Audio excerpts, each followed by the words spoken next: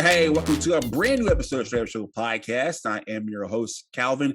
I'm riding solo today, but that's okay because I had some guests. But before I introduce you to my guest, man, it is a brand new year. It's 2020, and it's a new year. I'm not going to say new me, same me, but new opportunities and new blessings coming my way and your way too. So with that being said, happy new year to those right now listening right now. But with that being said, this is a new year. So with, you know that it is tax season and everybody's going to get the W-2s and get your taxes filed. And about to get, if you have kids, you might get a lump sum. If you are somebody that likes to teach the system, you may get some tax breaks too. But that's neither here or there. But hey, this is a brand new year. And what we like to do every year is talk about how you can maybe invest your money. Now, I don't know about y'all, but last year, Mark Zuckerberg talked about something called the Metaverse. And I've been seeing this all around town. What is the Metaverse? And I'm over here, my nerdy ass is thinking about like, oh, this is like Marvel, Captain, the multiverse. And I'm thinking all this kind of crazy stuff. I have no idea what is the Metaverse. And I see all these different things and I hop around and I'm still clueless about what is this Metaverse. And so I was in a room, and y'all know if you listen to the show that I love going on Clubhouse because there is some knowledge on Clubhouse that so many people don't have access to because they're kind of scared to see it. But I was in this room and I was talking to two people, one person I know, one person I just met, but they were dropping gems about cryptocurrency and the Metaverse. And so I went around thinking, and this one particular guy was just dropping gems and educating me so much about what was the Metaverse and how it goes in with cryptocurrency and et cetera. So without further ado, my guest today, let me first introduce Lizeth. How you doing today, man? Hi, well, thank you. How are you? And then I say it right, Lizeth? Yes, Lizeth. Okay. I have a tongue twist, so you have to forgive me if I say it wrong. And so Lizeth, she's a friend of mine from Clubhouse. We've been friends on there for almost over a year now, right? In 2 weeks, I think. Yeah, 2 weeks, 2 years, almost a year. So happy friendiversary, right? But she's definitely a good friend of mine.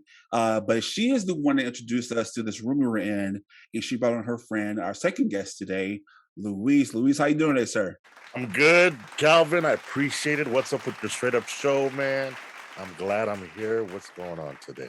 All right, man. I love that energy. And so, like I said, she brought him on. You guys are friends. And let's start with ladies first. Lizeth, can you just tell us who you are, where you're from, and whatever it is you want to tell us about you?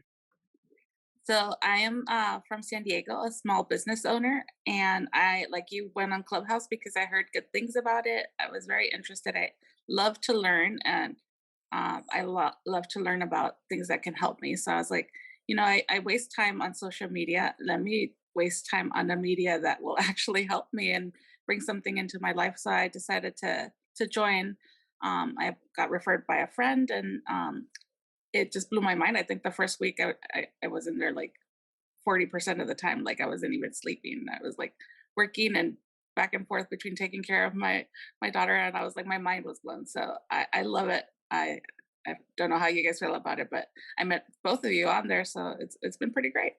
All right, yeah, Lizeth, that's kind of crazy. Like I said, I'm kind of like you. I always spend like, when Clubhouse first came out, I was spending maybe like 12 hours at a time on Clubhouse because it was so new. I wasn't used to it. And like you learn so much. And it's like it was an avenue to find out so many different things that you couldn't find out on Clubhouse. But like I said, I met you on Clubhouse and you met Luis, and so did I. So Luis, with that being said, tell us about you, where you're from, and whatever else you want to tell us about you. All right. So, yeah, my name is Rhys Flores. I am from originally an area called Oxnard, California, about 45 minutes north of Hollywood, depending on traffic. And right out of school, I got into the film industry. Started off working for some television shows, quickly got into music videos, ended up working on like 300 or 400 music videos under a really good team, doing stuff for stars like Ricky Martin, Britney Spears, Christina Aguilera, so even Dre's people and stuff like that. So it had a good ride of music videos. That eventually went off into television shows like American Idol, America's Got Talent, Fear Factor. Fear Factor was popular and cool. But feature films was where my heart was at. So then I got into feature films. I ended up doing, several dozen feature films. Ended up getting the union, and today I have a production company. We do independent, and I work union, so I work both sides. Travel the world, and I just cover a lot of television and stuff like that. Some of the more popular stuff today is I've been with the Dallas Cowboys over the last 10 years, producing and directing there. Did Floyd Mayweather Jr.'s documentary. I have a lot of documentary experience. Ronda Rousey, music video documentary, stuff like that. So I've got a lot of experience from end to end when it comes to that kind of world. I'm heavy into camera technology. I'm very technologically interested. Develop and innovate. I'm around a badass team. Like my team is off the chain. My boys from LA, and I'd pop off their names, but the list is long. But I'm fortunate that my team is off the chain because they're very well integrated in Hollywood with production, making stuff, and even innovating and designing new technology. I got involved with the camera company called Red Digital Cinema early, and I ended up teaching there for a while. And they really embraced me and treated me good and let me get really involved with the core team of where things were going, learning how to optimize and use their equipment. So I was a very big supporter of that. I've had a lot of red cameras, probably all of them, with me and my business partner that just recently passed away, unfortunately. So rest in peace, Simon. I love you. Sorry. But that's kind of like my background and stuff. Got into virtual reality early. A guy named Ted Shilowitz, who was advanced in lots of technologies. He made G-RAID hard drives. He helped make red cameras. He was heavily involved with Aja. Ted now is the futurist of Paramount. He was formerly the futurist at Fox Television Studios. He took me under his wing with a couple other guys, and he got us into VR back in like I think 14, maybe yeah 14 or 15, and we adopted really early, and we wanted to build high-end camera acquisition systems for shooting VR. Now that's a fancy word to basically shoot really badass virtual reality experiences. Virtual reality, metaverse, these are integrated and one and all in the same in different Mhm. ways. When they break down metaverse, they call it AR, VR, and all these different acronyms, but they're all kind of integrated. It kind of gives Mhm. you a background a little bit of Okay. what's going on. Now I'm deep into NFTs and all that, but the metaverse is the entire encompass. Yeah, and let's build off that. And before we do that, let's give a quick second for Simon, right quick, if you don't mind. Just give him. Uh, so I don't know you, Simon, but yeah, man, hey, rest in peace, sir. I'm pretty sure you're a good person. If Luis is telling you like that, so rest in peace, Simon. So with that being said, let's go ahead and jump right into it. Like I'm gonna start with Lizeth. Like Lizeth, can you just break down what is a NFT? I know he just said it, but what is a NFT? I keep hearing this and say, "Hey, get this NFT, NFT, NFT." What is a NFT? Well, Luis has been the person that has taught me about NFT and crypto and everything. So hopefully I've learned enough to tell you. But This will be from fun. what This is cool. Let me. from This what is I've cool. learned, Let's see if I've got anything. from what I've learned, an NFT is a non-fungible token, which basically means a digital image that you don't necessarily can hold, but it is something that has value because of what it represents, like uh, the value given to it by society. So if someone wants it, it's going to hold value. And that's what it is with money anyway, even with crypto or any kind of money. So it's just an asset that you can buy online through a smart contract, which is involved in an NFT purchase. There's a smart contract, and you can basically NFT most anything. I even when they first started doing that, I even saw someone NFT his life. He put his social security on there and everything, and sold himself basically into slavery, and said that his daughter would get the benefits, like the whatever was paid for his life. He sold himself, and I didn't follow through and find out what happened. I thought it was a little crazy, but I was like, you can really NFT anything. Wow, how did she do, Luis? Is that right? I love it. I love it. I love it. Let's break down an NFT a little bit, Calvin, right? I'm gonna flip it on you. Okay. All right. So Calvin, you drive a car and whatever car, that's cool. But tell me something. Mhm. What's a VIN number? Like, what is the VIN number? Or What's a VIN number? the VIN number is the identification for the car. Cool, cool, cool. How much is your car worth without a VIN number? Mm. Wouldn't worth anything. See the chat. Okay, so that is an identifier to a non-fungible asset, which is your car. Right. See, the VIN number is to that particular car. You can't trade it with another car. Mm. That's not exchangeable. Like a dollar to a dollar is fungible. Non-fungible is that car's unique and that car's unique. What's a social security number do for us? Identifies us as a person, right? Okay, do you see how valuable numbers can possibly be? Right. That's a lot of what an NFT identifies as, right? So it's what the identifying number is attached to Mm. that gives it the value perceived by people who hold it or want to hold it. A lot with supply and demand. Could be a physical thing Mm. or a digital thing. Now the image or the JPEG, it almost doesn't matter. Mm. Almost. It can, but it doesn't have to. Mm. For example, who's a musician you really enjoy? Andre 3000. Andre 3000, off the chain. Yes, yes. I mean, love this, right? Mm. So I could imagine Andre 3000 do the following, right? Now, in one hand, you have an artist that pays this incredible, this musician who pays incredible artist to do something crazy with the JPEG, and it gives you access to their concert, but that artist does not even know, right? But Mm. the image is incredible. Now Andre 3000 does a JPEG, and all it says is Andre 3K, black and white. It's boring, but it gives you access to his concerts, front row, and his green room. You see the value? Mm. Yep. So it's what it's attached to, or what it gives you access to, or who's a part of the community, or who's a part of this club, or who's a part of this group Mm. that starts to build the value. If I'm a part of the outcast group, right? Like, yo, I got an outcast NFT and there's only 1,000 of these. And whenever I have this NFT, I can go to their concerts. I can go into his music library. I might even get on Instagram. I'm sorry, on a Zoom meeting with him. Mm. That's value. Okay. That's value. That makes more sense. Now, let me ask you this: like, what's the difference between an NFT and a Ponzi scheme? Ooh, big words, right?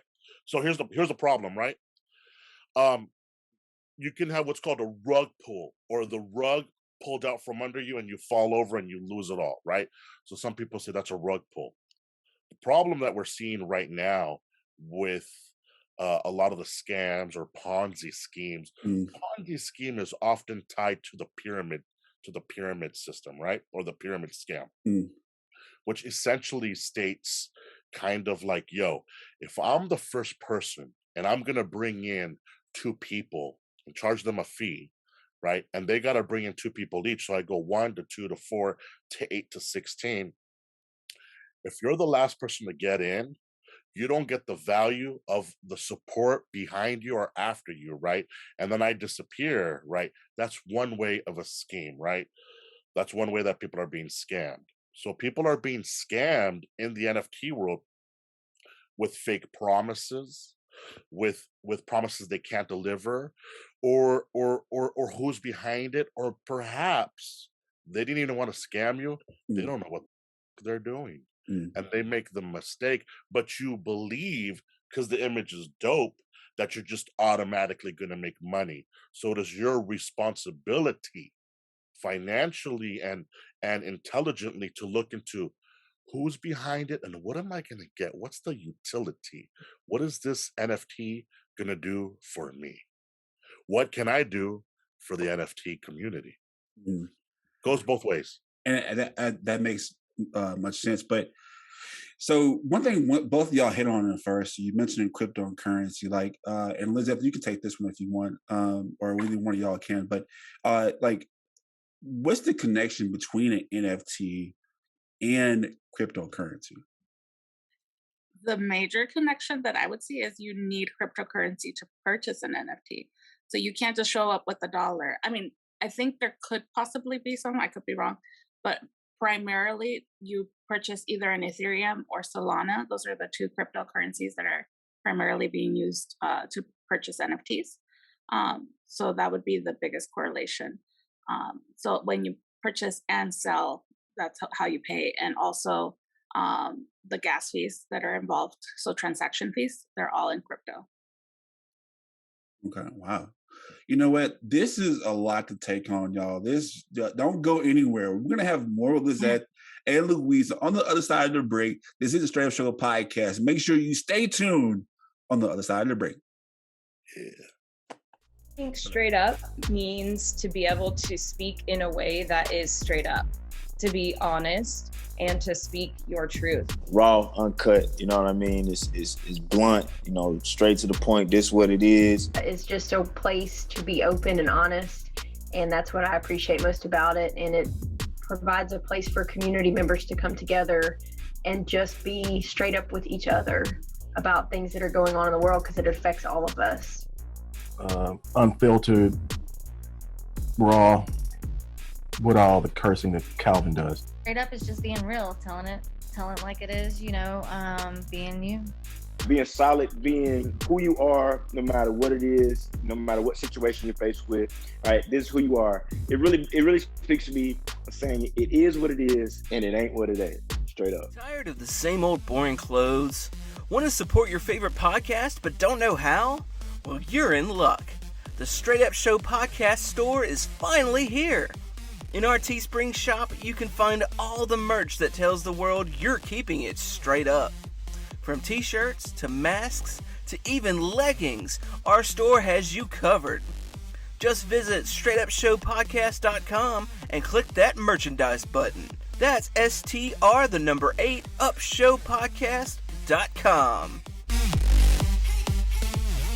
All right, welcome back to the Straight Up Show podcast. I'm your host, Calvin, joined by my guest today from Clubhouse, I can say that, Lizeth and Louise. They are definitely experienced with cryptocurrency and NFTs and now Metaverse. So I had them on the show today, giving us some educating us the right way.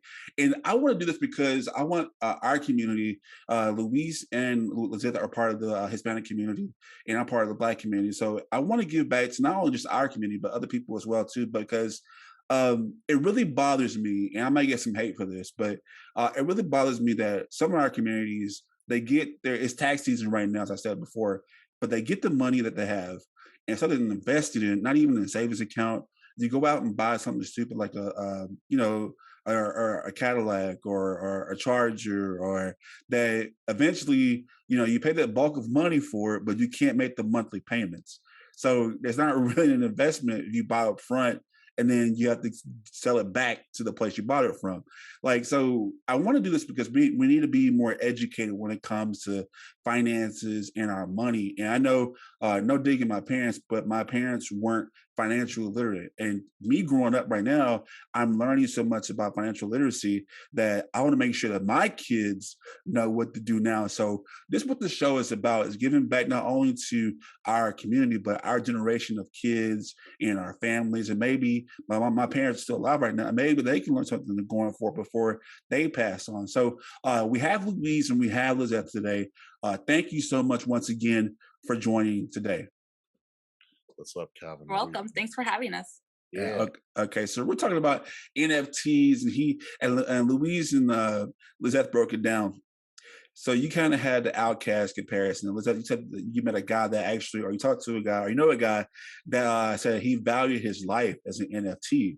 So with that being said, and either one of y'all can take this question. So how valuable, what is the value of an NFT or having an NFT? What is the value of having an NFT? Okay. I'm gonna have fun with this, Calvin, a little bit different because Outkast is one of my favorite groups of all time. Right. So we're gonna have a little fun right here, right? So check this out. I've been in the music. I've even worked with Andre before, so I really love this dude a lot, right? And for musicians and the music industry, I want them to pay attention to the following. NFTs are going to fuck up the record labels, the entire music industry, the entire studio system, and the systems that we are traditionally used to forever. I'm going to break that down a little bit. It's going to destroy it. It's going to destroy it. And here's why. Here's why. Now, pay attention closely for anybody who's into that, okay? As throughout the last 100 years of music ownership of that music and the structure of the record label and the artist, 100 years ago, the investment by the record label to do the marketing, to do the branding, to provide the access to the instruments, the recording studio, those processes were very expensive. So the record label took on that responsibility, that investment, so they retained a large portion of that final value in the contract structure. But the artist still had at least a decent, and I don't know if decent's the right terminology, but it's far different from today. Now, technology of what we have access today versus then has put a studio in an iPhone, in your laptop, in your bedroom, right? So the artists no longer needs to depend on the record label for that kind of investment. The pie has grown immensely.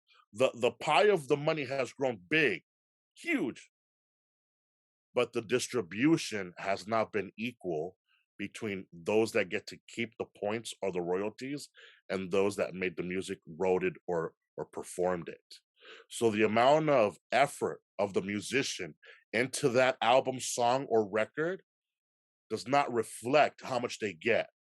NFTs f that all up because you can now go directly to your audience, your fan base, your community, whatever you want to call it. But those people that support your artwork, your songs, or your music, we're talking straightforward. So you cut out the middleman, you cut out those that have been retaining points, value, or royalties. It allows you to lower the price of what you're going to be getting back so you can make it more affordable to your audience. Or perhaps you don't need to sell 1 million albums. Maybe you don't need to sell 1,000 to survive. Let's break down these economics just a little bit, right? To have a penny of 1 million or to have a few dollars of a few thousand really starts to become more beautiful in the independent artists of what you can retain from the entire album. You know who did this really well? Master P. We know the Master P story, right? Too Short did this back in Oakland a bit, selling out of his Mercedes. The independent artist breakthrough that we got to see in the late 90s and into the 2000s showed us that you can be independent and you can be successful in the music game. So this really amplifies the ability to do this exchange. Now, the cryptocurrency is very interesting because we eliminate PayPal, which is kind of like centralized to the United States. We eliminate Cash App. When I say eliminate, you don't need that. Now, you can send cryptocurrency and you can accept it from throughout the world. We're talking in America. I don't know how many Americans we have. I'm guessing 350 million. Don't quote me, something like that, right? Let's just say we have 350 million Americans. We got a couple billion people throughout the world. Give me access to the billions of people throughout the world. Yo, they can pay me in crypto a very small amount. You expand your fan base capabilities. And if you know how to market yourself, you remove the necessity of the record label. If you know how to optimize Instagram, TikTok, social media, if you do your own work, that's where you start to win. Is this coming through straight? It does. It makes perfect sense. It's kind of like cryptocurrency itself. Like you don't have to have your money at the bank value or have it in a bank and you have access to it. It makes perfect sense. I see why Lizeth go to Luis, because he's so knowledgeable. Yeah, it makes perfect sense. So basically the value in NFT is like you part of it. And like is this kind of like why a lot of artists now want their own masters and Yeah, stuff like that? yeah. No, 100%, right? When your own masters, make your own masters, have it break down. Now, let's dive, man. You got me with Andre 3000. I'm gonna go back to the again, okay? So I'm gonna ask you because it's gonna because I want this to open up in your head, and you're gonna be able to tell your listeners how you understand it, right? Southern playalistic Cadillac, Catalytic. right? Mm-hmm. Like what was it, like 96, 97? Mm-hmm. Right? Like this is one of my favorite songs, albums of all time, right? Now, if Andre said I'm gonna do an NFT, right? With sorry? Big Boy, right? Yeah, Big Okay. Boy. If Andre wanted to do just the NFT with Big Boy, and he said, "Look, I'm doing 100 of these NFTs," and it just has that album cover, right? And now follow me here. And he says to his fan base, I'm probably gonna get it right, for $25, you can download the album. That's cool. I could also rip it off, but follow me now. You can download the album. Now, only his loving fans, which he'll probably sell out anyways, are going to get it out of appreciation to say a flex move. I got that album. But we're not talking about the jump in value yet. Mm. I wish I got to hang out with them and they said, Luis, what are we going to do? What are we going to do with this NFT world? I'll be like, yo, let's try something dope. One, whether you sell $1 million NFTs or not, it's not going to make you or break you. Can we agree on that? They'll be like, all right, I hear you, right? You're financially set. Both of you are financially set, right? Cool. Then let's take the opportunity to really get the fans to recognize from an artist perspective how much you appreciate they had your back. Give it away at $10 per NFT. Check this out. Make it simple, but you're going to have a plan. Before you launch, let's talk about January to December. Okay, if we're going to launch right now, let's not talk about every month, but I want you, Andre and Big Boy, to prepare to give to your fan base every single month something they would not be able to get anywhere else. Okay, cool. So it's $1,000, $10 a piece, right? We're talking, this is not real valuable to anybody, but here's what we're doing, right? So you buy one, we buy 5 each. I buy 5 and you buy 5. $50. Oh my God, that's like, lunch for some people with their girlfriend. Quick, you spend $50. Very realistic. All right. And it's the album, and with it, it's signed, the signed album. You're like, we really got it for nostalgic reasons. Then February, they tweet out to the 1,000 NFT holders on Monday night, we're going to have a 3-hour conversation.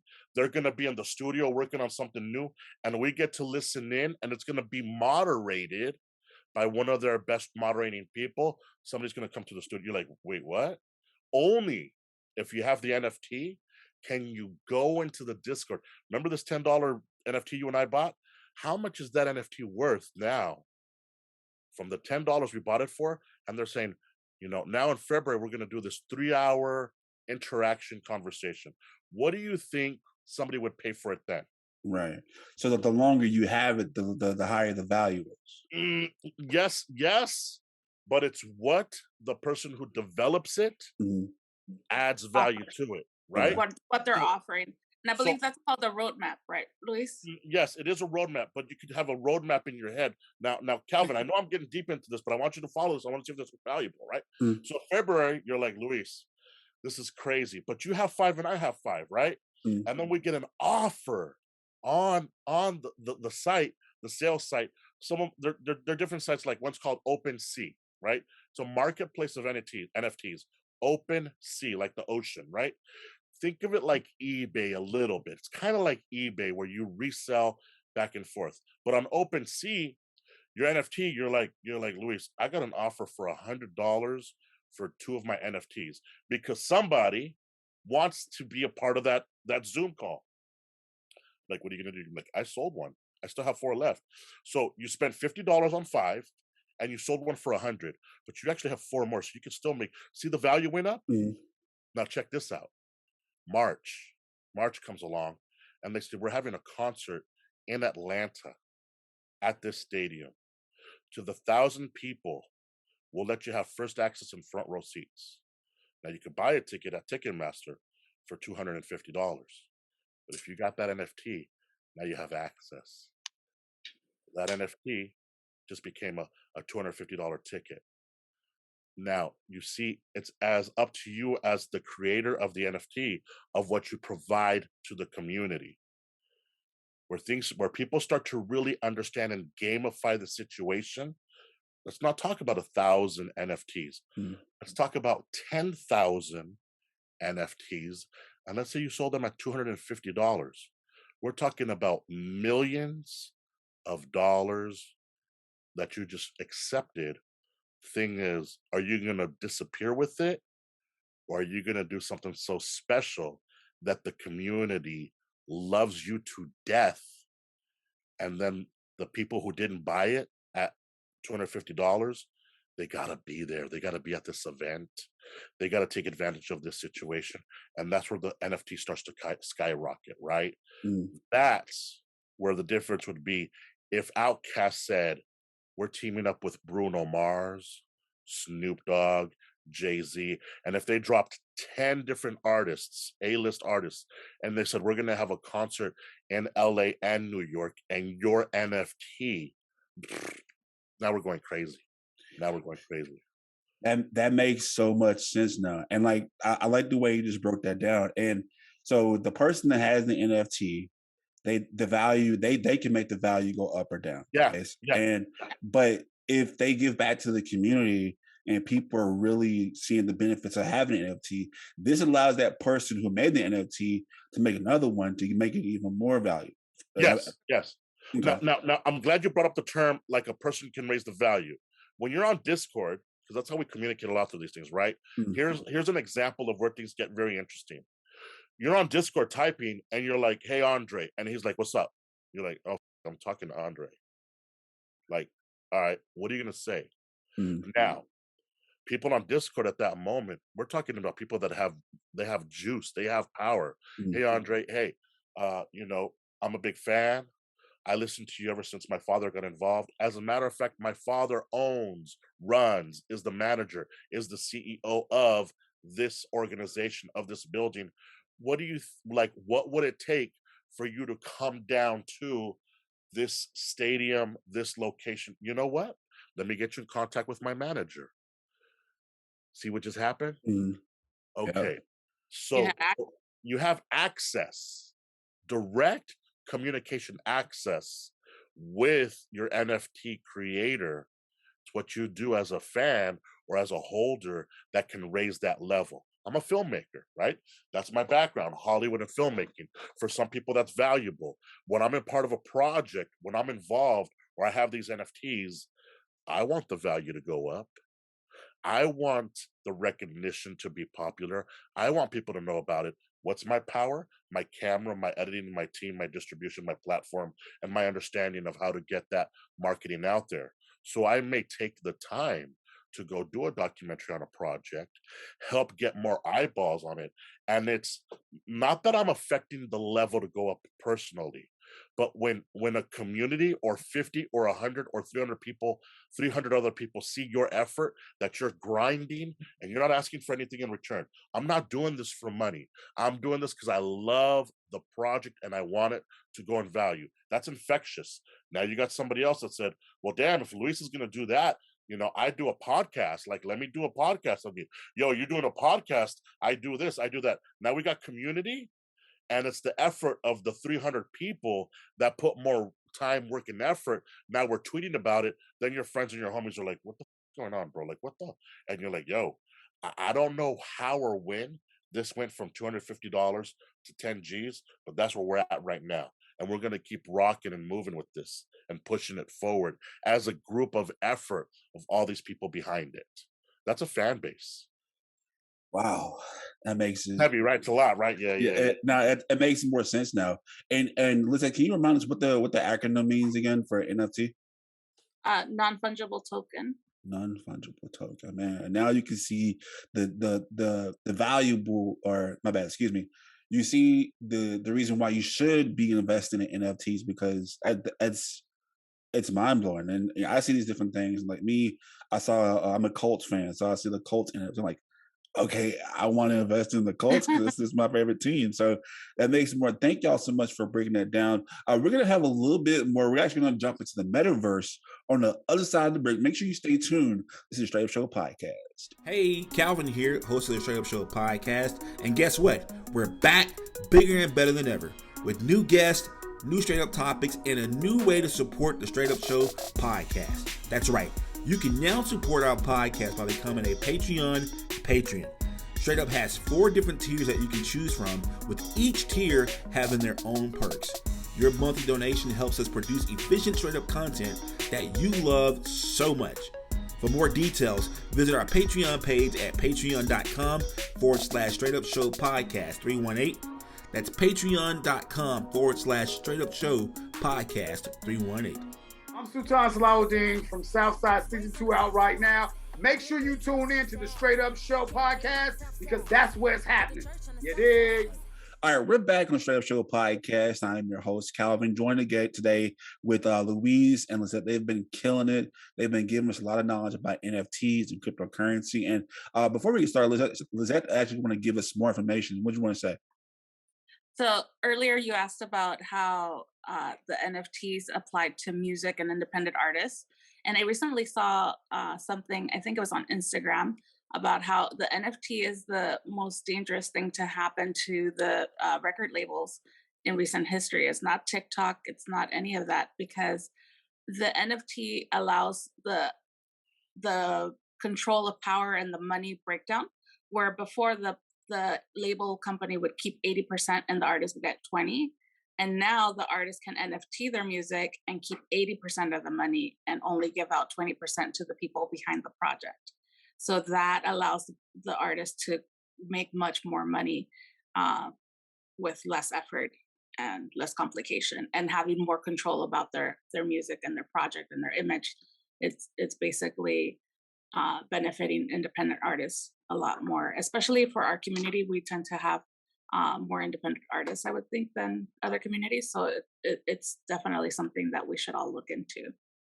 Yeah, and with y'all being, I know we're more music focused right now, but man, like for somebody like a Kendrick Lamar or like somebody like Andre who don't really put out albums like that, they don't really need like a label. They can just sit on it, not come out with an album for 2 years, and all of a sudden, bam, it's an NFT, and then bam, it's worth so much. And like, I got my mind running right now. And so with that being said, my mind has been running because this is so brand new to me, and everything that I've been seeing, like, it makes more sense now. Now, the reason why I had y'all on the show originally is because I talked about Mark Zuckerberg, and I can't even pronounce his last name right. I'm sorry, no offense. But if one of y'all can tell me what exactly is a metaverse, like how does that all come together? And what we've been saying, what exactly is a metaverse? All right. So this is probably something I should dive into right here. All right. Definitely. We have lived the last 30 years of working with a screen. I'm on a computer screen right now. I have 2 computer screens over here. That's 2D, right? 2D, 2 dimensions, right?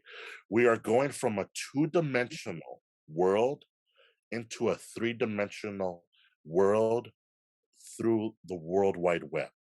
It's just the next step. Don't think of the metaverse as something new. Just understand it was very smartly marketed by Facebook because of what they've done in the past. They're pivoting, trying to get eyeballs to look at them differently is what's really going down. But the metaverse is the next web development of where we're going into. Break it down just a little bit, right?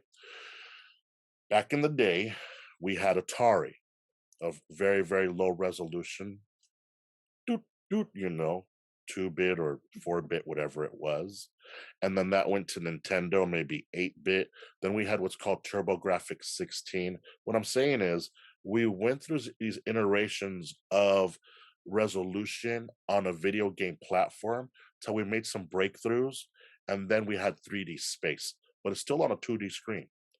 Some of the 3D games that we early remember or know, one of the big breakout ones was Super Mario World.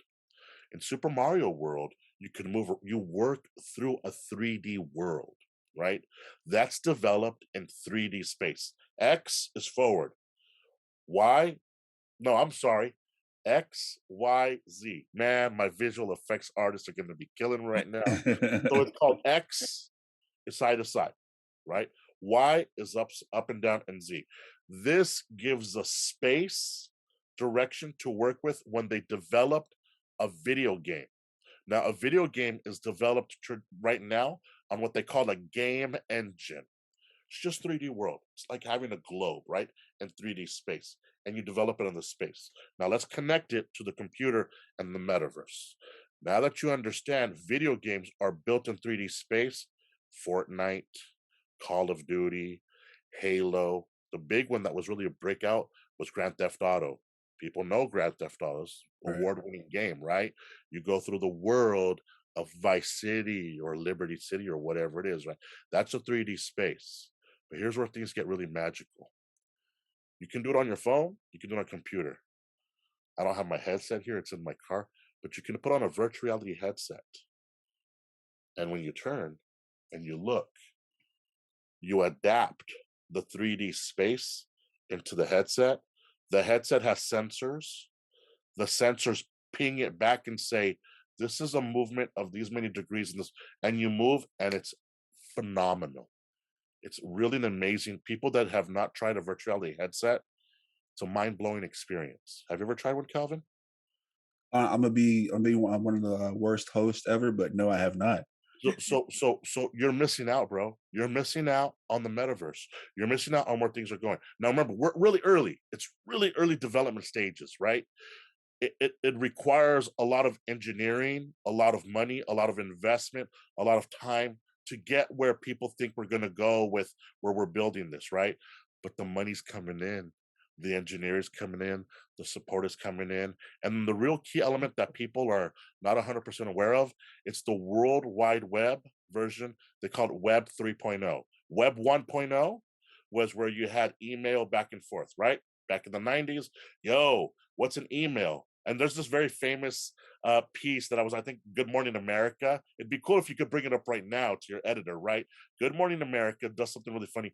And they're like talking to the producer, what is the World Wide Web or something like that? What's the internet? And it's kind of a joke. You've probably seen this before, but it's proof, right? Looking back at history of 2020, it's hindsight. Yo, people that didn't believe in it, they were wrong. Look where we are today. Now that's version 1.0, back and forth email, right? Then we had 2.0. Social media came in. Social media was where we could interact back and forth with blogs.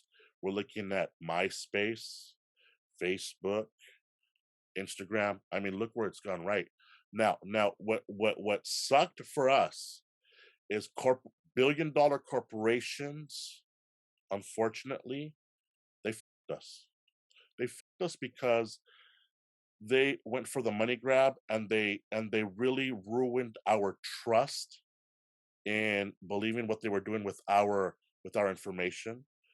Data scraping. I'm getting a little technical, but they fucked up, man. They fucked up bad. And now they lost the trust of the public. And we know that they're using our information, our cookies, where we go on the internet. They're using it against us to sell to us, to make money off of us. And it really destroys the fabric of trust, where now that we have the power to push back, we're trying to build this system ourselves, man.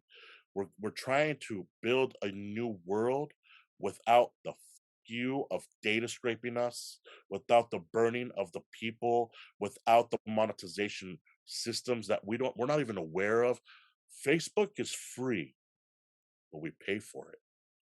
Instagram is free, but we really pay for it.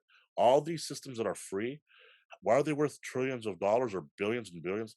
We're paying for it in other ways. And I know that's not what this is about. Right. But the metaverse, we're rebuilding a new opportunity.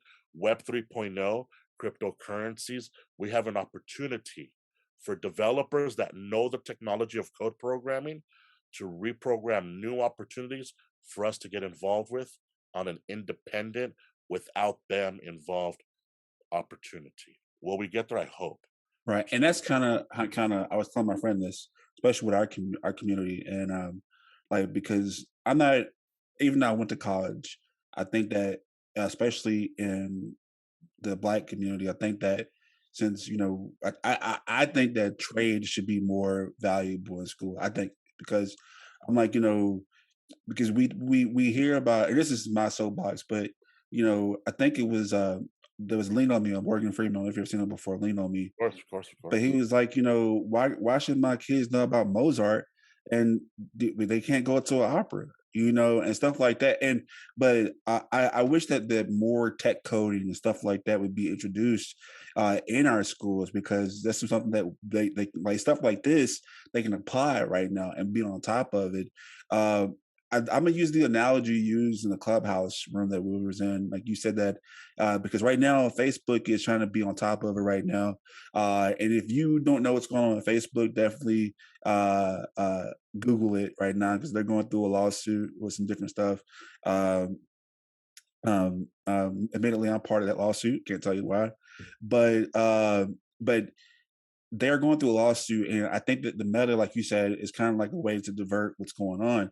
But with that being said, since the metaverse is new, they're trying to be the first at this, to be the ones that actually, use this engine to be new, kind of like the brand new thing. But there's also a place called Decentraland and Sandbox, and the analogy that you used was that it's kind of like Nintendo and Sega. Even though they're all gaming consoles, which one actually, is still alive right now, right? Right. If y'all want to go back on, I'm sorry. I'm going to take a second to give a debt of gratitude and appreciation to Facebook, right? Which most people don't do.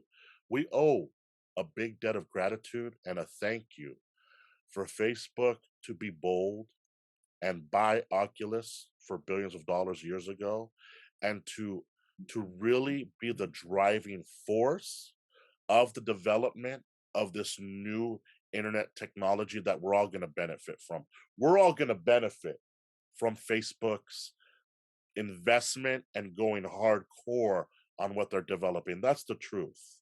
I may be hurt by things that companies have done in the past, but I have to respect and appreciate that Facebook is throwing billions at this, and the bottom line is it ignited with massive amount of gasoline a new world of opportunity for millions of us to understand these new opportunities, especially in a COVID up world right now, right?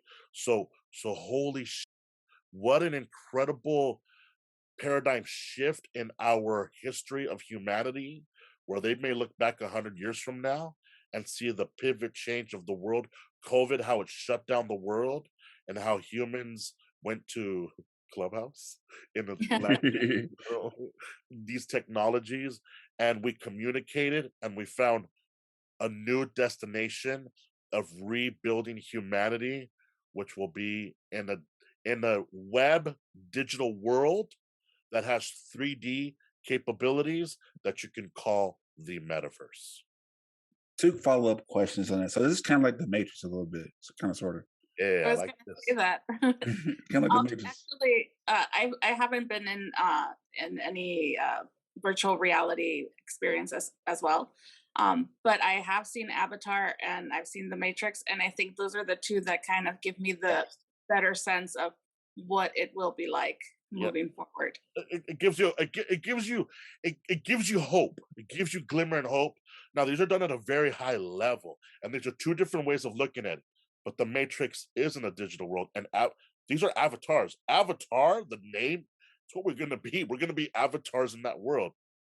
Now, Simon, my partner who passed away, he was a part of Avatar. His wife was the production, I believe it was titled production manager, right? So I have a good relationship with Avatar. They rented some of my gear. I'm gonna be the first to try to say this publicly right now. Avatar is gonna blow everybody away. And today is what, January 5th, Yeah. 2021.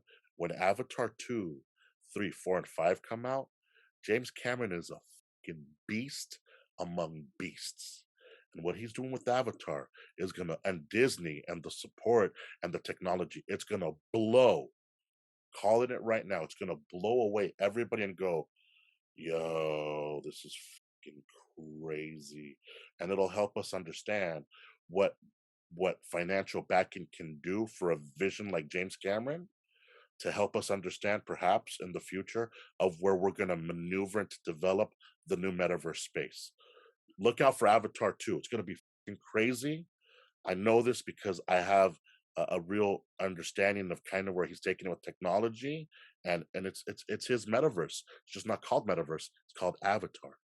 And that's why it took so long to make it. So I definitely understand that. And I understand it's kind of around going full circle now why it's important to have these investments, because it's not, and like I said, just giving back to our community, but it's about 10 years from now. It's about when we're long gone, right. What kind of investments are we doing for ourselves? But another follow-up question is, like, you said that metaverse, you're grateful for it and it has different benefits.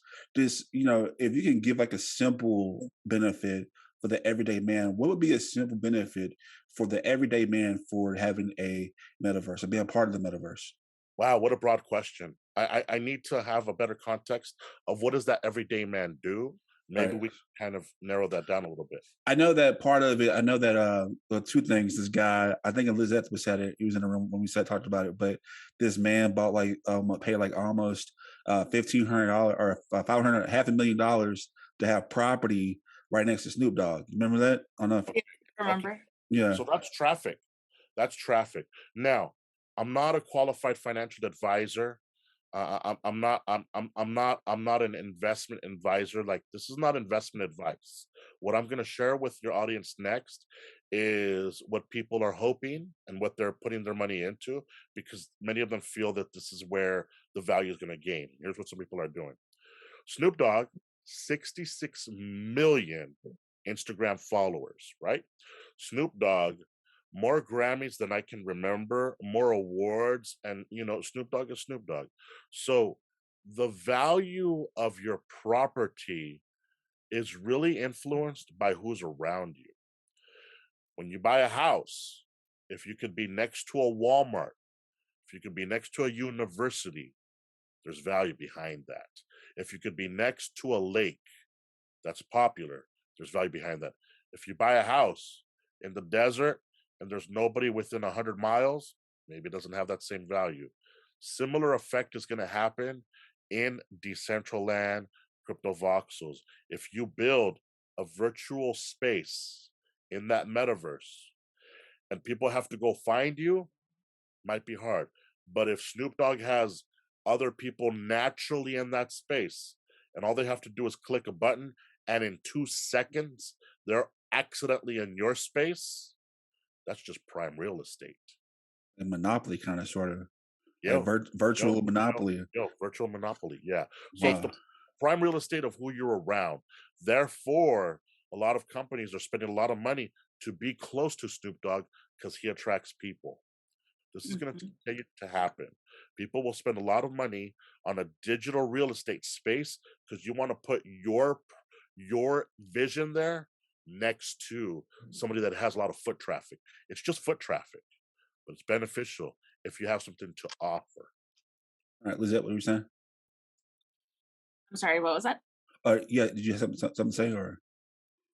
Yes, I think I was mentioning how in Decentraland you can actually lease the spaces. So for people that have a vision of like, I want to do this, but they don't have the right resources, you can still not be left out. You can do a lease and build maybe whatever project you're envisioning on the metaverse without fully committing to the price. Like maybe you just either don't have it or don't want to risk it.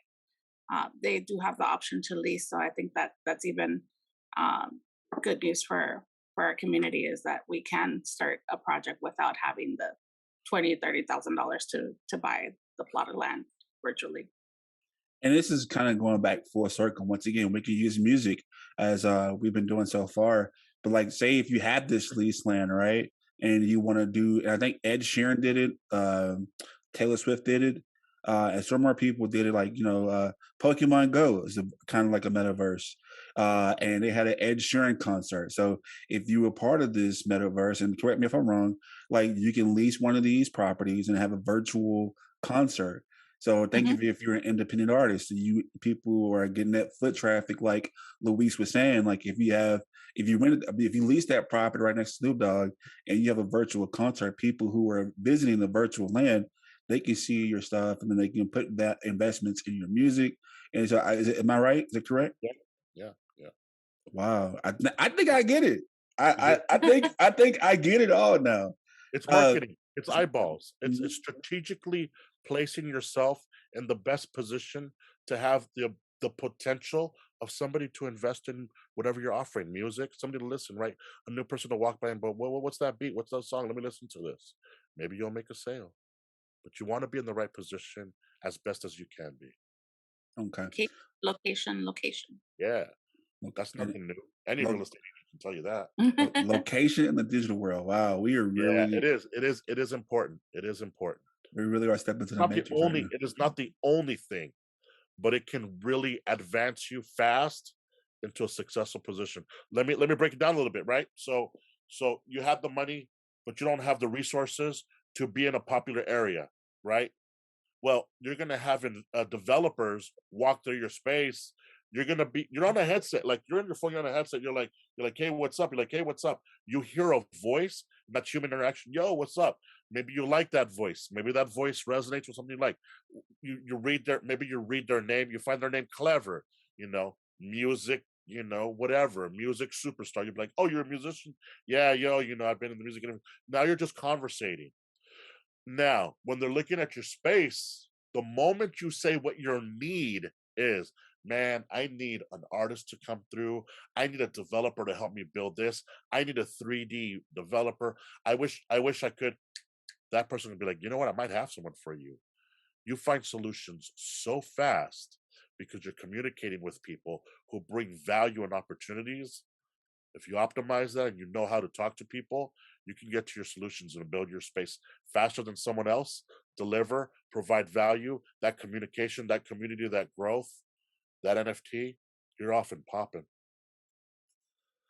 Woo. Y'all see why I had these two on my show today. Like they are dropping gems, and like I really thank y'all so much because and I'm gonna have two more questions for y'all and I'll let y'all go. So well, one thing about the metaverse right quick.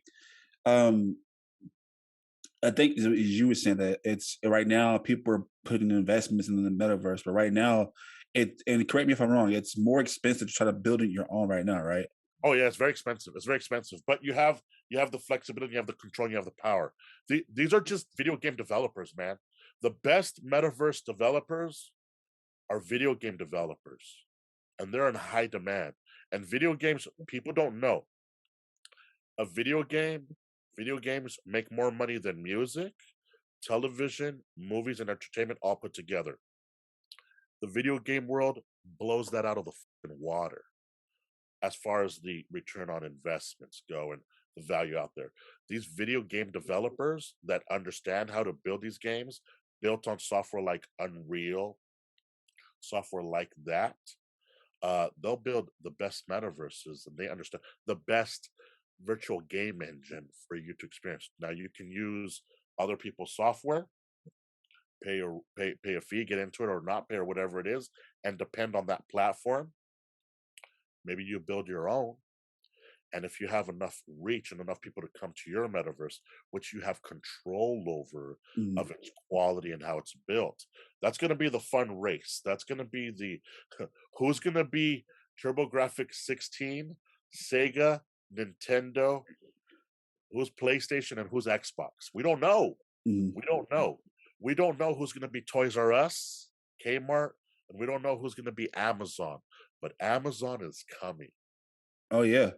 What I mean by that is somebody in the middle of somewhere that's probably a young age right now is going to bring us the value of Tesla breaking the industry, the value of Amazon, the value of eBay, these big billion-dollar transformative things throughout the world. And in the metaverse, we don't know what's going to happen, but I promise you this, multiples of these unicorn developments, they're happening right now and coming slowly. It's way different. Just look at the last 6 years to where we are today. The next 6 years are going to be on a hyper move even faster. Just look back at 2015, where we were with 2015 and where we are today. Give it 5 years, see where we're at then. Wow. It's a lot to take in. I'm not gonna lie to you, man. This is and I'm not trying to be a Debbie Downer at all, but like people have to keep in mind, like all this is investments. Like there are gonna be some winners and losers. So you can't go in and thinking that you're putting your investment in something that would know will win. You don't know.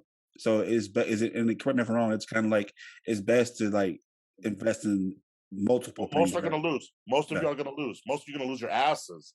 I've lost more than I ever want to admit. I fucking know how to lose. I lose a lot. Had a couple wins, but make no mistake, you're going to lose. One way or the other, you're gonna make mistakes. I don't know one person that's had pure hits or pure wins. Not one. And I've talked to a lot of people. So you're gonna lose. Do the best you can to protect yourself. If you're gonna invest, I'm not allowed to give in financial investment, but don't go crazy. Mm. Don't go crazy. Try to find someone you resonate with. Study. You're not gonna miss out. Yo, everybody's like, oh, I'm missing out. In the very beginning stages, man. We're in the very, very, very early stages. There's no adoption. There's not enough headsets out there. You don't have a headset. You don't have a headset. You haven't even put it on yet. Nope. You haven't even put it on yet, man. Cryptocurrencies. There's no penetration to the worldwide market for us to know where this is going to land. Why do I believe it's going to go up? Because the adaptation, because the penetration of the market, because nobody got this. Now, I may know some friends who got it, but the majority of my friends, family, and relatives, they don't got nothing in this. Mm. So once these start to what's called onboard, once they start to adapt, check this out. All right. So cryptocurrency and the metaverse, there's going to be this real adaptation phase. When, I don't know. But El Salvador, they jumped in. If another country or two countries jump into supporting Bitcoin, is that going to hurt or help Bitcoin? Damn it, it's going to help Bitcoin. But if 3 or 4 or 5 countries, if big institutions, if a bank starts to introduce solutions to work with Bitcoin, it's not going to hurt Bitcoin. It's going to help Bitcoin rise. And with the Bitcoin rise, other currencies are going to rise also. Other technology. You know, smart contracts, we never talked about how powerful Ethereum is, Cardano, Solana, Avalanche. Bitcoin and Ethereum, they sound like they're the same thing, but hell nah, they're not the same thing. Not even close. But they look like they're the same thing. Ethereum is a program, which we call a smart contract, but you're giving a program to a program writer to develop you an app that does something that's controlled on the blockchain that you can follow, and it has actual value attached as Ethereum that we have a baseline, which roughly around $4,000 per Ethereum. Bitcoin at this time It's like is more 50 of a stored asset. Mm. So all these smart contracts, once the code programmers start to really figure this out, we're not going to have a notary. You know, there are notaries around my city where people have a store, like a little storefront. I'm a notary. I just stamp and I do this. They're all doomed. Lawyers have to learn. Lawyers are not doomed. They must learn this new opportunity to be involved, to be able to take advantage of the questions we're going to have. I'm in a small business or big business, but I want it on the blockchain. I want my fan base, my supporters, my customers to know your receipt, it's on the blockchain. I can't fake that. Instead of like, yo, I bought this 3 years ago and this and that. And like, oh, you have to depend on their computer systems. You have to, no, f that. I see my shit. I bought this date. Here's my hash. Here's my wallet. Here's this. This is mine. This is mine. This is what I paid. This is the warranty you offered. Pay up. It's crystal clear. It is. Dang, man, that's man, Louise and Lizeth. I go off man. the tangents, man. No, you're good. We need to hear it, man. I love it. This is why I had to have you on the show, man. Like, we need to hear this stuff. I'm gonna end with this, and Lizeth, you can take this if you want. Why is this so important for our community to get behind this? Like, especially with the Black and Brown community. Why is it important? I guess to you, Lizeth, why is it important for us to not only understand this, but to get behind it as well? To me, this is a very great opportunity to level the playing field, because we've been behind for so long. We don't have this generational wealth being passed on to us. We don't have, well, not all of us. I know that some of us do, but a lot of us don't have the parents with the right financial advice or with the right support system. This is actually something that I'm very passionate about. I'm working on starting a nonprofit to help kids with the right resources. And this is something that if you never had that as a child, this is the time where you could make some money, where you could make a difference, and where you could create wealth for your family. And it's utilizing your talents, your skills, your know-how, your grit, your ambition, and you could just, it depends on what you want to do with it, right? You have the opportunity. We're basically in a new time of gold mines, whether like you hear about it and you can just dream about it, or you could actually go to the mine and look for your gold, right? So this is a very early on opportunity for us to get our piece of the pie. So I'm very excited about it. It's one of the things that has driven me to learn more about it. Plus, I'm very passionate about art. Like, that's one of the things I've always had. Like, I love Picasso, Dali, Frida Kahlo, like all of the artists. So it's just a different format, and I'm excited about learning. I'm excited about finding different collections. So I look forward to having more opportunity. And I'm like Luis, I think like you should be cautious. You should research. I have purchased, but I don't have a whole lot of them. I'm still looking for the right projects to purchase from, because they have to be stuff that either I'm passionate about the project and what they're doing. Like, for example, recently I purchased one where part of the money is going to go to cancer research. And I said, okay, I can get behind this project. Whether it makes money or not, I feel good about it. So this is the sort of thing you just have to do. And for us as a community, even if you don't understand it quite yet, you could start putting yourself in a position to capitalize on it. How? You can, like you said, tax season is coming. You can use that to either pay off debt if you have any, or start learning about crypto. You might not want to buy a whole lot of it, but learn what a wallet is. Learn how you purchase crypto. Learn how you can connect your bank account to the Coinbase, for example, is what I use. So you can connect it. Learn. They have a lot of videos that teach you about different cryptos, and they give you rewards. Like, for example, just by linking your account, they give you $10 worth of Bitcoin. So you just watch the videos, learn a little bit, watch YouTube. There's a lot of people on YouTube talking about it.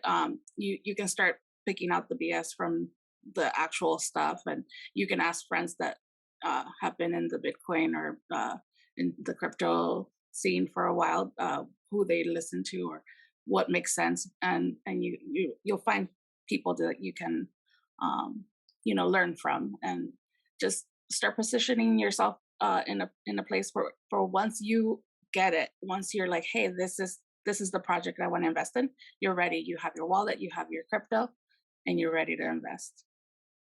This is the most important piece of it all for me, right? Latino, Mexican background, right? But I'm very proud to be an American, right? But my brothers in my African community, let's make no mistake. The African American community and the Latino community, we're funny, man. We're the funniest motherfuckers out there. We're quite possibly the most talented. It's fascinating to listen to rappers, hip hop heads in a group. How the jive, the talk, it's a talent, man. It's a talent to be able to communicate the way we do. It's an artistic form that we have, that you guys have, that we have musically, artistically, we kill it. But we don't have the leaders or the education to benefit from it. Very few. Some of them figure out. There's this one room on Clubhouse that I respect the out of. I think it's called Black Billionaires Community Group or something like that, like Black Billionaire Group, something like that. I apologize for messing it up, but in there, these African American men, they're 100% dedicated to teaching their people. I don't have that. I don't have that for my Latinos. I've tried. Instead, we're funny, we're attractive. My Latinas are unbelievably beautiful, but we're goofy. We're having a good time. We're having a good time, and I spend a lot of my time in dedicated in other rooms that are planning. They're business minded. They're going with the evolution of the technology. They're learning. They're putting the time and the hours and the effort into it to really build and capitalize their opportunities for a better financial income. So you have Clubhouse rooms, right? Or Twitter spaces, right? You got these are my people that I love, that I grew up with, funniest, beautiful, talented. Don't ask them to sing because they will kill it. Rappers kill it. But nobody in there is talking about the metaverse. They just kind of goof off about it. But because they don't get it, they knock it. Because they're not invested, they talk shit. Because they're not, because they're like, you know what, Bitcoin, that's a scam. No, it's dismissive to not pay attention to your opportunities to do a little bit better with it. You know, we're f***ed up because we get these checks from the government, right? New rims, you know, I got a new stereo. Other people are like, yo, I'm gonna invest this in me. Now, I can't hate on that. You want new rims, you want to blow your check on that? That's cool. That's you doing you. But you can't talk shit when 2 years later, this person that was trying and guessing and messing around, and then they got a Bored Ape, and their Bored Ape is worth $300,000. And they got 3 of them. So they got $900,000 in an NFT because they were at the location of the time to say, I'm going to f with this. I'm going to put my 1,000 into these stupid ass NFTs that my homie, who is very well educated in this space, says, I'm going to do it. I got a lot of friends with a lot of Bored Apes. They're worth millions. They may not have converted and been millionaires. Some of them have sold them to pay for their weddings and stuff like that. My friends are sitting on millions of dollars of NFT assets because they wanted something different for their life. I love being in the rooms with our community, but very rarely are the conversations of what's changing in the world and how do we take advantage. If we took it serious, we would flip the whole game on itself. I don't have to say anything else than what hip hop did to the music world, right? It was all about rock and roll. Then hip hop came through. They were talking shit. Look where hip hop is now. It may have evolved a little bit, but it really has become a staple, a cultural difference. You know, look at other worlds and other countries and other cultures. They're they want to be like Americans. What do they really want to be like? They want to be like hip hop heads. They want to look and act and talk and sing. You know, the most look at the most popular music group today. They're Korean. Who do they remind us of? The musicians that we were part of. And these musicians, whether you want to say it was NSYNC or it was any of these later groups, hell no. We got to talk about Temptations. We got to talk about Motown. Let's keep it real. Let's talk about what really revolutionized these musicians came from Motown. Make no mistake about it. The music industry got to see what these artists did. The Manhattans. All of these artists, these are Black musicians, man.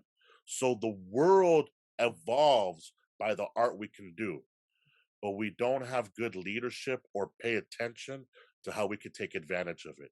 I work really hard with Lizeth to talk to anybody like you, try to share what's going on, do your thing. Yo, you can do this. Yo, Luis, I'm too late on Bitcoin. Hell no, you're not. What you got? You got $100? Yeah, but I'm too late. Nah. Don't try to get the whole Bitcoin, bro. You don't need the whole Bitcoin. It's all right to go with a slither or a piece. Understand it, dip your foot in it, right? You don't have to go crazy on the NFTs. Buy an NFT, spend $50, buy an NFT, and understand what it is. If later you decide, yo, it's not for me, I respect that. But don't look back 5 years from now and say, why didn't I do it then?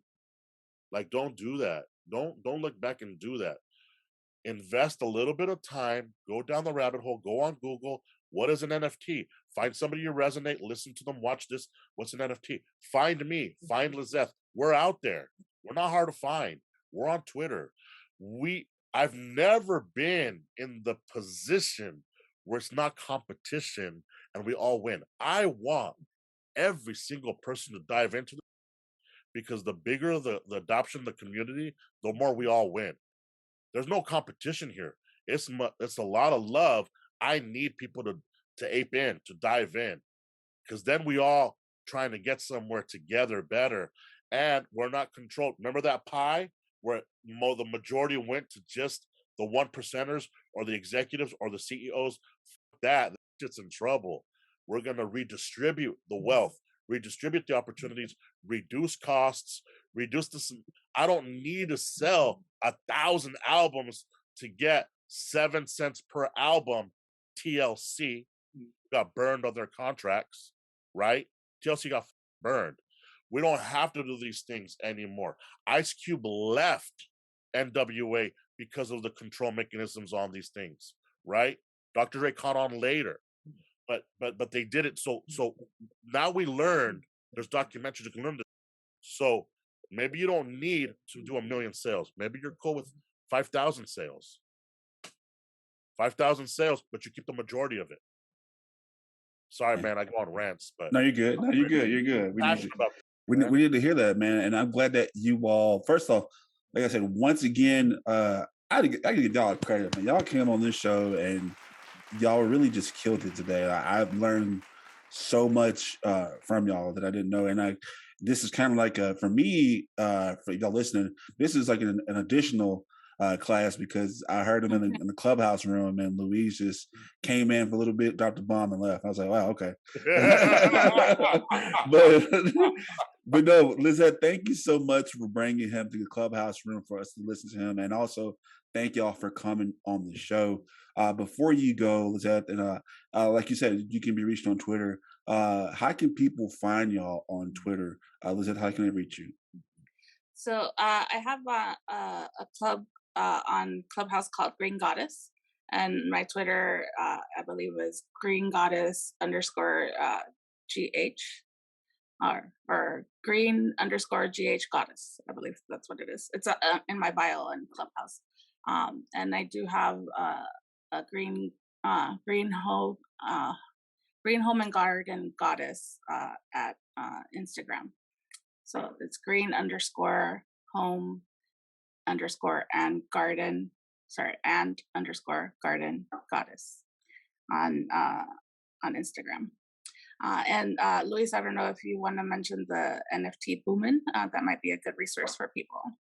So So I'm a part of a bunch of projects, and I'll start off with this, right? So to your audience, if you wanna learn more, I'm available. You can reach me on Discord. If you don't know what Discord is, look it up, Google it, get it. It's community communication that's pretty amazing. It's complicated, it's weird, it'll piss you off, but the value is powerful. So Discord, find my project. My current project is called Moon Rocks, like the moon in outer space. moonrocksofficial.io. MoonRocksOfficial.io, if I spelled that correct. moonrocksofficial.io. These are little Martians. They're mad Martians. There's a story behind it. I'm a filmmaker and storyteller, so the Martians have a story behind it. You can buy this online right now, and we're gonna give away 10,000 NFTs. And you know what? As a matter of fact, check this out. When you launch this, tell your community. I hope to still have enough to give away. Anybody watching this, reach us on Discord. Reach out. Big Lou, I listened to you to Calvin. What's up? How do I get an NFT? And if we still have some of that 10,000, I will give them an NFT for free. Wow. Yeah, I'll there give you them have it. There you have it. An official giveaway. Yeah. Hey, say you heard the show. Find Luis, and he'll give you an NFT. Wow. An NFT. How you find me? You can find me on Twitter. You can find me on social media, Instagram. It's always Big Lou 805, but I spelled it BIGLU, no O. BIGLU 805. Twitter, Instagram. I'm on social media. Get me on Clubhouse. Get me on any of those. I will spend the time to get you educated as best as I can, or get you in contact with somebody to get up to speed. Let's just do this and let's go. Wow. Wow. This is epic.